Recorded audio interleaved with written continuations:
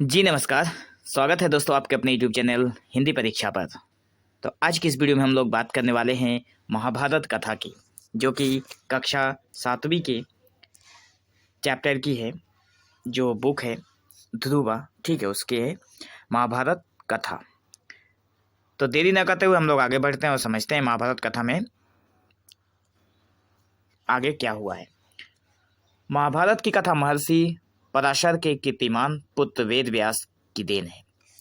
सबसे पहले एक क्वेश्चन आप लोगों के मन में उठेगा कि महाभारत जो है ये कौन सी महाभारत की कथा है। तो ये महाभारत हमारे पुराणों में, जिसमें वासुदेव श्री कृष्ण ने जन्म लिया था, वो महाभारत की कथा है। और जिसके जो महाभारत के रचयिता हैं या फिर लेखक जो हैं, जिनका नाम है वेद व्यास, ठीक है। और वेद व्यास जो थे वो किसके पुत्र थे? तो वो महर्षि पराशर के पुत्र थे। इतना आप लोग ध्यान रखना। व्यास जी ने महाभारत की यह कथा सबसे पहले अपने पुत्र सुखदेव को कंठस्थ कराई थी और बाद में अपने दूसरे शिष्यों को। महर्षि पराशर ने सबसे पहले महाभारत की कथा को अपने पुत्र सुखदेव को कंठस्थ कराई थी और बाद में अपने दूसरे शिष्यों को कराई थी। मानव जाति में महाभारत की कथा का प्रसार महर्षि वैशंपायन के द्वारा हुआ। वैशंपायन व्यास जी के प्रमुख शिष्य थे। अब यहाँ पे जो व्यास जी हैं, मतलब सबसे पहले ऐसे समझेंगे कि पराशर जो हैं, पराशर मतलब कि पराशर के जो पुत्र हैं वो हो गए वेद व्यास, ठीक है, वेद व्यास। अब यहाँ पे वेद व्यास के जो शिष्य हैं उनका नाम है वैशंपायन, ठीक है। तो वैशंपायन जो है वो व्यास जी के प्रमुख शिष्य थे। ऐसा माना जाता है कि महाराजा परीक्षित के पुत्र जन्मेजय ने एक बड़ा यज्ञ किया। अब महाराजा जो परीक्षित हुए थे उनका पुत्र था जिसने एक बड़ा यज्ञ किया। इस महायज्ञ में सुप्रसिद्ध पौराणिक सूत जी भी मौजूद थे। पौराणिक सूत जी भी यहाँ पे मौजूद थे। इस महायज्ञ में सूत जी ने समस्त ऋषियों की एक सभा बुलाई। महर्षि शैनक इस सभा के अध्यक्ष हुए। अब सूत जी जो थे उन्होंने एक सभा बुलाई थी समस्त ऋषियों की, और उसमें महर्षि शैनक एक अध्यक्ष थे। सूत जी ने ऋषियों की सभा में महाभारत की कथा प्रारंभ की महाराजा शांतनु के बाद। अब यहाँ पे महाभारत की कथा को कहते हुए सूत जी ने ऋषियों की जो सभा बुलाई गई थी उसी में महाभारत की कथा सुनाई और कहा कि महाराज शांतनु के बाद उनके पुत्र चित्रांगदा हस्तिनापुर की गद्दी पर बैठे।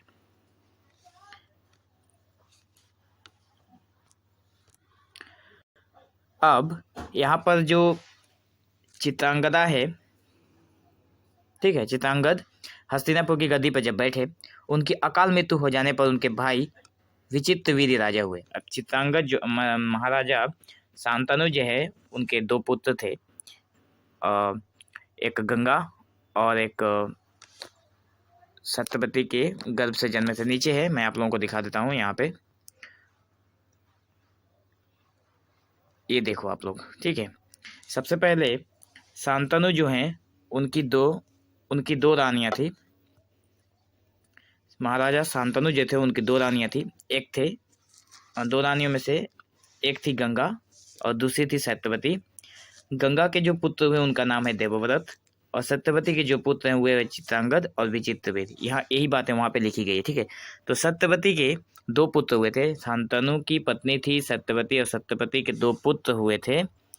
तो इन दोनों पुत्रों में चित्रांगद को पहले गद्दी पे बिठाया गया। इसके अकाल मृत्यु होने के बाद विचित्रवीर्य को जो राज सिंहासन था उस पर बिठाया गया, ठीक है। आप लोग इस चार्ट को एक बार देख लो, फ्लो चार्ट है। विचित्रवीर्य जो है उनकी भी दो रानियां थी और उनके दो पुत्रों ने जन्म लिया, एक अंबिका और एक अंबालिका। अंबिका जो थी उसने जन्म दिया धृतराष्ट्र को और अंबालिका जो थी उसने जन्म दिया पांडु को। धृतराष्ट्र बाद में कौरव हुआ और पांडु चलकर बाद में पांडव हुए, ठीक है। तो बढ़ते हैं आगे और देखते हैं हमारा जो कहानी चल रहा था। महाभारत की कथा सुना रहे थे, जो कौन सुना रहे थे? सूत जी, ठीक है। तो यहाँ पे उनकी बड़े भाई विचित्रवीर्य के राजा हुए और उनके जो उनके दो पुत्र हुए, धृतराष्ट्र और पांडु, जो मैंने अभी आप लोगों को समझा दिया। बड़े बेटे धृतराष्ट्र जन्म से ही अंधे थे। धृतराष्ट्र जन्म से अंधे थे, इसलिए उस समय की नीति के अनुसार पांडु को गद्दी पर बैठाया गया। अब राज परिवार का नियम था कि जो इंसान देख ही नहीं सकता उसे राजा नहीं बनाया जा सकता, इसलिए पांडु को गद्दी पर बिठाया गया। पांडु ने कई वर्षों तक राज्य किया। उसके बाद उनकी दो रानियां थी, कुंती और माद्री। अब इनकी भी दो रानियां थी, कुंती और माद्री। कुछ समय राज्य करने के बाद पांडु अपने किसी अपराध के प्रायश्चित के लिए तपस्या करने जंगल में गए। अब पांडु को एक अपराध की प्रायश्चित करने के लिए जंगल में गए थे। उनकी दो रानियों भी उनके साथ ही गई। वनवास के समय कुंती और माद्री ने 5 पांडवों को जन्म दिया था, और वनवास के समय कुंती और माद्री दोनों जो रानियां थी, वो दोनों ने मिलकर 5 पांडवों को जन्म दिया। कुछ समय बाद पांडु की मृत्यु हो गई। 5 अनाथ बच्चों का वन के ऋषि मुनियों ने पालन पोषण किया और पढ़ाया लिखाया। जब युधिष्ठिर 16 वर्ष के हुए, उनका पहला जो बच्चे थे युधिष्ठिर, जब वो 16 वर्ष के हुए, तो वैसे तो यहाँ पे युधिष्ठिर उनके सबसे बड़े बेटे नहीं थे, कुंती के सबसे बड़े बेटे कर्ण थे। ठीक है, तो यहाँ पे युधिष्ठिर को बताया गया है कि जब युधिष्ठिर 16 वर्ष के हुए तो ऋषियों ने 5 कुमारों को हस्तिनापुर ले जाकर पितामह भीष्म को सौंप दिया। तो यहाँ पे जो ऋषि थे उन्होंने 5 बच्चों को ले जाकर हस्तिनापुर जो साम्राज्य था वहाँ पे भीष्म जो हैं, जो मैंने आप लोगों को गंगा में दिखा था, गंगा के जो पुत्र थे देवव्रत, उन्हीं का नाम बाद में भीष्म पड़ा। 5 पांडव बुद्धि से तेज और शरीर से बली थे। उनके प्रखर बुद्धि और मधुर स्वभाव ने सबका मोह मोह लिया था। यह देखकर धृतराष्ट्र के पुत्र कौरव उनसे जलने लगे और उन्होंने पांडवों को तरह तरह से कष्ट पहुंचाना शुरू कर दिया था।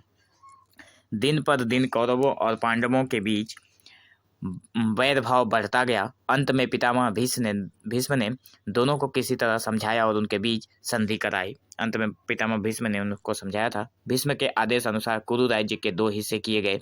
कौरव हस्तिनापुर में ही राज करते रहे और पांडवों को एक अलग राज्य दे दिया गया, जो आगे चलकर इंद्रप्रस्थ के नाम से मशहूर हुआ। इस प्रकार कुछ दिन शांति रही। उन दिनों राजा लोगों में चौसर खेलने का आम रिवाज था। राज्य तक की बाजियां लगा दी जाती थी। इस रिवाज के मुताबिक एक बार पांडवों और कौरवों ने चौपड़ खेला। कौरवों की तरफ से कुटिल शकुनी खेला। उसने युधिष्ठिर को हरा दिया। इसके फलस्वरूप पांडवों का राज्य छीन गया और उनको 13 वर्ष का वनवास भोगना पड़ा। उसमें एक शर्त यह भी थी कि 12 वर्ष के वनवास के बाद 1 वर्ष अज्ञातवास करना होगा। उसके बाद उनका राज्य उन्हें लौटा दिया जाएगा। द्रौपदी के साथ 5 पांडव 12 वर्ष वनवास और 1 वर्ष अज्ञातवास में बिताकर वापस लौटे। पर लालची दुर्योधन ने क्या किया था? लालची दुर्योधन ने लिया हुआ राज्य वापस करने से इनकार कर दिया। अतः पांडवों को अपने राज्य के लिए लड़ना पड़ा। युद्ध में सारे कौरव मारे गए। तब पांडव इस विशाल साम्राज्य के स्वामी हुए। इसके बाद 36 वर्ष तक पांडवों ने राज्य किया। याद रखना, कितने वर्ष तक? 36 वर्ष तक पांडवों ने राज्य किया और फिर अपने पोते परीक्षित को राज्य देकर द्रौपदी के साथ तपस्या करने हिमालय चले गए। उनके जो पोते थे उस परीक्षित, उसको देकर राज्य को देकर हिमालय तपस्या करने चले गए। संक्षेप में यही महाभारत की कथा है। ठीक है, तो ये हमारा जो चैप्टर है, चैप्टर नंबर 1 महाभारत कथा जो स्टार्ट हुआ है, इसको हम लोग कंटिन्यू रखेंगे। आगे की वीडियो में आप लोग चैनल को फॉलो जरूर करें आने वाले हर एक वीडियो की लेटेस्ट अपडेट पाने के लिए। सो वीडियो को धैर्यपूर्वक देखने के लिए धन्यवाद।